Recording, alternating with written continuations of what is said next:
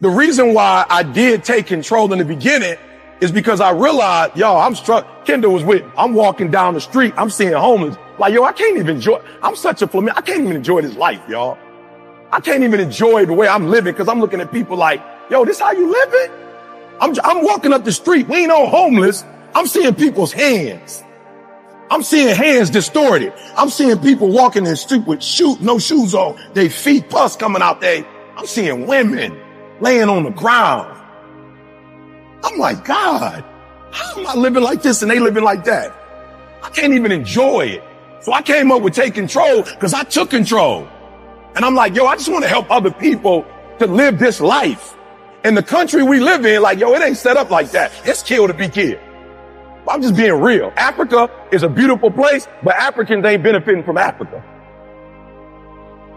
Africans ain't benefiting from the gold over there and the diamond. It's snakes. It's sharks that's benefiting from it. The people that live there ain't benefiting from it.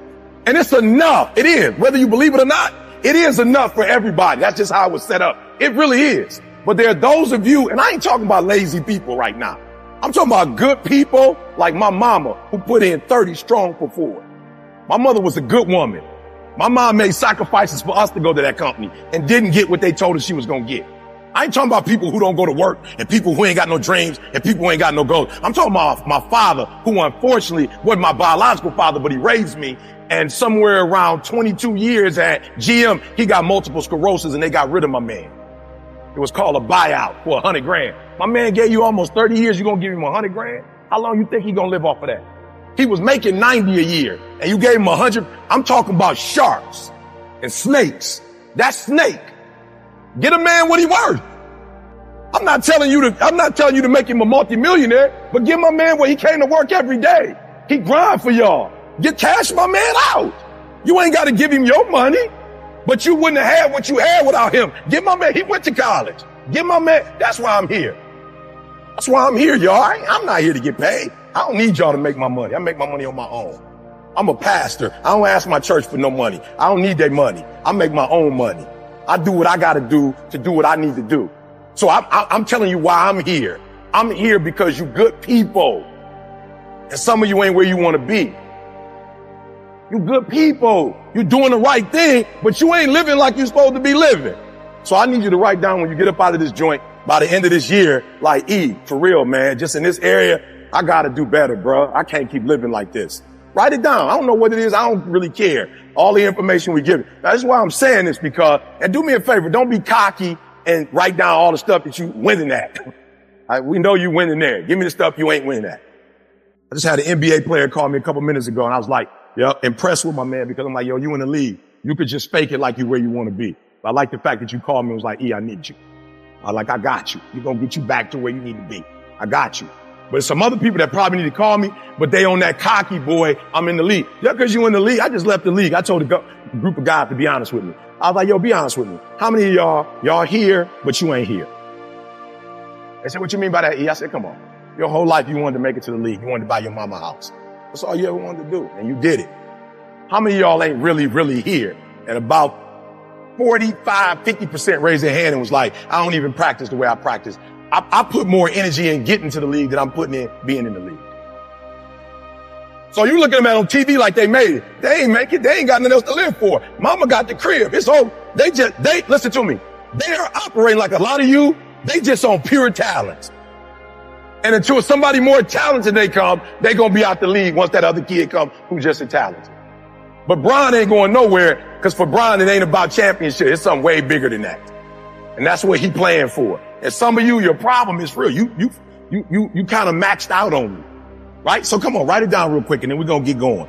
Write it down for me. I got something, man. I've been studying. I promise you I'm a student. She said reverse engineer about 2-3 years ago and I've been doing that. I finally found the thing, y'all, right? Write though first. Write down what you need. And then like I told you, when you write down what you want, and please do me a favor, if you don't know but 1 or 2, fake it and give me a couple more because the anointing is going to be thick. And you're going to be hurt that you only wrote 2 down because you're going to have the 2 and then you're going to be mad that you didn't put 6. So just make some stuff up and put it to the side for me. For real, you gotta understand, because I'm not here for that, we about to take you to a whole new level. And I've had to grow to help you because I was on that flamingo thing for a long time. I can't help you with just being that. So I had to add some other stuff to my repertoire. Don't get mad if I ain't just screaming and hollering the whole time. We're going to scream, come out, scream, come out. I'm just saying, because if I go all turtle on you, you're going to fall asleep, right? And that's what you need, but you're going to want the ride eat. So I'm a turtle, come out, turtle, come out. You know what I'm saying? We're going to work it for you, right? But whatever you wrote down, separate it from what you about to write. Separate it. Write that, what you want, take that away, put that on the side, and then listen to me. When I say something that's an action step, when I say something that is a system, you know you can use this to take to that, write it next to whatever your dreams and goals are. Because everybody got dreams and goals, but they don't have action steps to go with it. So what I'm discovering about people is you know what you want, but you don't know how to make that happen. So you're getting great content. It's some people for real. They're giving you, I'm going to talk about it in a little minute, but they're giving you some great what to do. But the challenge is, because you're not the right person, you're not going to be able to do it. So we can come in here and like give you all the right stuff, and you're only going to probably use 5% of it, 3% of it. But if you were to use 100% of what you need, what you heard and what you need to take you to a whole new level. So let me read this. Now, either this is the truth or not. We hold these truths to be self-evident. Shut the world down for telling you what you can't do, but you won't say nothing to you when you don't do what you're supposed to do. You're not getting up when you're supposed to get up. You procrastinate, but you let you slide. But let the government do you like that. You ready for it. All out. I'm not mad at you. Fight. Do whatever you feel like you personally need to do, but do something to you too. You want to hold them accountable? Hold yourself accountable too. You know you're not making the money you're supposed to make. You dressing up. You got the car, the house you can't afford because you're trying to prove something. You live in America. You ain't got to prove nothing to nobody. You can actually do what you dream of doing. This America. You ain't got to play like you got it. This is America. You can really have it. But you know why we want to play like we got it? Because it's easier to play like you got it than really do the work to get it. So I came for one thing today. I came to tell you we live in a great country. 75% of the work has already been done. 50% by this country, 25% by the creator. You got to do your part though. You ain't gonna never blow up if you don't do your part. I'm standing here today because I did my part. Now, I didn't do it up to 25. I ain't gonna lie. I was homeless. I was a high school dropout. I was a college dropout. I was making stupid, dumb decisions. Credit was tore up. I ain't had no money in the bank. But one day I woke up and was like, yo, E, bro, you live in America, bro. You ought to be ashamed of yourself. You ought to be ashamed of yourself. Here's my only goal for Eric Thomas. I want you to die on E. If you could be the best in the world, then be the best in the world. I never knew if I could be the #1 motivational speaker in the world, but I woke up one day and was like, yo, let's pursue it. And last year, y'all, I challenged myself. I said, Eric, I know you couldn't read or write when you was a teenager, but you grown now. You grown now. They can say the word for you on Instagram. Like you can get dictionary.com and they can tell you what the word, grow up. Go in the studio, go and learn. And so now I said 2022, E. Now it's time. You should have been in the Lion King. My voice is all over the world. There's no reason it wasn't on the Lion King. I just didn't go over there and demand that I need to be over there. So I'm writing a script for Netflix or Hulu. Why? Because I start, in COVID, I wouldn't watch TV. I started watching COVID. I was like, oh, I can produce that.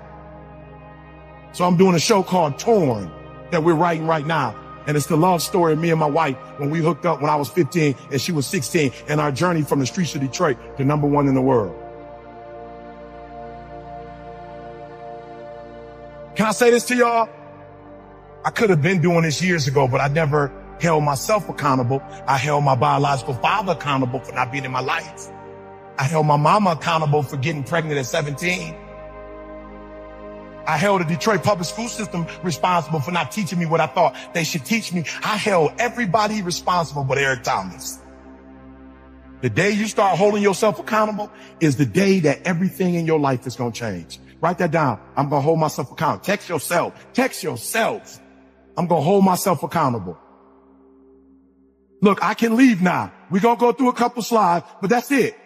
If you hold you accountable when you leave, if you discipline you, if you put you on punishment, if you determine that you're going to learn this product, that you're going to learn this industry, that you're going to take everything that you were given and take it to another level, I guarantee you in this country, there's nothing you can't have. I'm hurt. I'm mad at myself because I could have been doing this. So #1, here's what I need you to do. What I want you to do for me is I want you to write the vision, all right, and make it plain. I want you to write the vision, like flat out. There's not one thing I got out. Do y'all know the joy of me seeing a father with his 3-year-old, his 5-year-old, and they watching my stuff together, and little man saying, what up, what up, what up? It's your boy E.T. You know where I got that from? Michael Jordan. Michael Jordan said he played basketball so well so that wives who didn't even understand the game would come and watch him. And if the wife and the kids came, the whole family would be at the game. He wanted to play so well that the whole family would come out and watch him play. So I said, if Mike could do that, I could do that. Write the vision. What's your vision? A lot of you struggling because you don't even know. You waking up every day with nothing to do. You're just getting up. You don't even know what your goals are. You don't even know. Write your vision. Some of you wear stuff, you do stuff because other people are doing it. No, stop doing that. What do you want? In Michigan, y'all, I just moved to Cali, I told you 2 years ago. There was a young lady who came to my house with her mom, and she walked in my house, and she looked in my house, and she was like, no way. Her mother was like, don't be rude, sweetheart. She was like, I'm not being rude, no way. And I was like, what you mean, no way? She's like, no way you live in this house. I was like, what you mean by that? She's like, how big is this house? I was like, 2,300 square feet. Like my house in Michigan, you could walk in the front door and see the whole house. She was like, but I thought you were. I am. I am E.T. the hip-hop preacher. You're right. And I am wealthy. You're absolutely right. But I love this house because everybody here is in the working community. And I love living in the working community. My next door neighbor is a firefighter. His wife is a teacher. I love living in this community. My next door neighbor is a firefighter who cut my grass, who shovel my snow. Anything break in my house, he come and fix it. I can't move nowhere else because I can't find another neighbor like this. I love my neighbor. How many of you live in some communities where you can't stand your next door neighbor? Just be real, raise your hand. That's a terrible experience. So she was thinking, and she was right. If I had a low self-esteem and I hadn't wrote a vision for myself and made it plain, I probably would have moved to a different community. But moving to a wealthy community was not a part of my vision or my plan. My vision or my plan is being married. I want to be blissful in my marriage. I want my wife still to desire me. I want to still desire my wife. I want us to act like we did when we were in high school. That's my vision. That's my vision. My vision ain't necessarily a watch. It ain't nothing wrong with watches. They're investments. There's nothing wrong with jewelry. It's an investment. But that's not what I want. So I'm not going to let society. And let me say this to you. You like, E, what does that have to do with anything? Well, the energy you put toward impressing somebody is the energy you're wasting to do what you're supposed to be doing for you. That's why it matters. Because now you're wasting energy on getting 6 figures or 7 figures or 8 figures or 9 figures on trying to impress somebody. And energy is only going to go one way. It don't go both ways. So if you're wasting time trying to impress people, it means you're not using time to impress yourself. Listen to me very closely. I got up this morning. I flew here to speak for my boy Cole. Cole called me. E, I need you to, I got you, bruh. Then I'm flying back home tonight. When I get home tonight at midnight and I get my wife in that car and we drive back to our house, when I go to sleep tonight, man, I'm going to sleep so well. I don't care what you think of my presentation. I'm going to be so excited because I walked through that hall and there were people who saw me and they said, yo, E.T., bruh, I've been watching you. And I saw them. I saw the look on their face. I didn't even make them do it. I was like, pull out your camera, bruh. Let's get a pic. E! I'm like, bro, come on, let's remember this. You're going to be telling somebody, you know, I was with E.T. They're going to say, no, you weren't. I already know how it go. They not going to believe. So let's just get this pic real quick. So when they start saying it ain't the truth, you can just show them the pic real quick.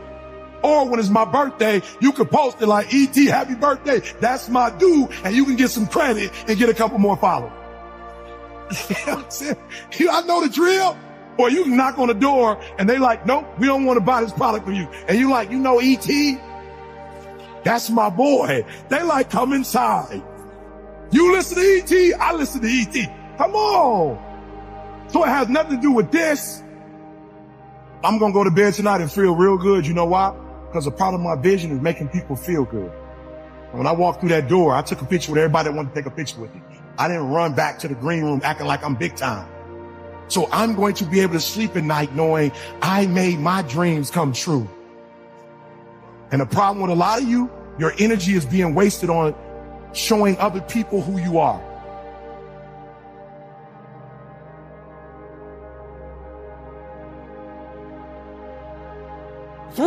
and we break them. So everybody always asks me, E.T., what was it like being homeless? I don't remember. What was it like eating out of trash cans? I don't remember. I ain't on that. Let me tell y'all the hardest part of my life. The hardest part of my life was not being homeless. I ain't had no dreams or no goals. I didn't want nothing. Eating out of trash cans wasn't the hardest thing I've ever done. The hardest thing I ever did was get my GED, go to college, study every doggone day and still fail. That's hard. That's hard. When you writing a paper for 3-4 weeks, you turn it in and you still get a 2.0. That's hard. It's hard when you're in the library and you studying and you read and you take the test and you get a 55. That's hard. So what I want you to understand about the breakthrough is that 90% is work, but the last 10%, that's fight. Listen to me. You don't get a breakthrough by working. You get a breakthrough when you fight. And I had to fight. I had to stay up all night. Listen to me very closely. When I first started speaking, I remember they used to be like, bro, we give you 1,500 at most. I remember trying to break through in this industry. I remember speaking, getting a 4-year degree. It took me 12 years to get a 4-year degree. Breakthrough.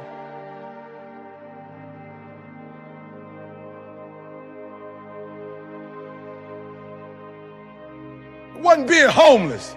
It wasn't running the streets. It wasn't hanging out with people I shouldn't hang out with. The hardest part of my life was actually trying, putting forth effort and still not getting my goal. That was the hardest part. The hardest part was going to doggone school. I dropped out of doggone Detroit, Henry Ford. I didn't go to school, so when I got kicked out, I wasn't tripping. But you mean to tell me I'm going to every class and I'm still failing? You mean to tell me I'm reading every paper, I'm still failing? That's the hard part. The breakthrough is the hardest part because the breakthrough is not about the X's and O's. The breakthrough is not about the weight room. The breakthrough is not about studying the plays. The breakthrough, that last 10%, is all mental toughness. The last 10%, the breakthrough is not about being better than them. You're already better than them. You're just not better than them mentally. This ain't got to do with nothing physical. When you get to the top of your game, it ain't physical, y'all.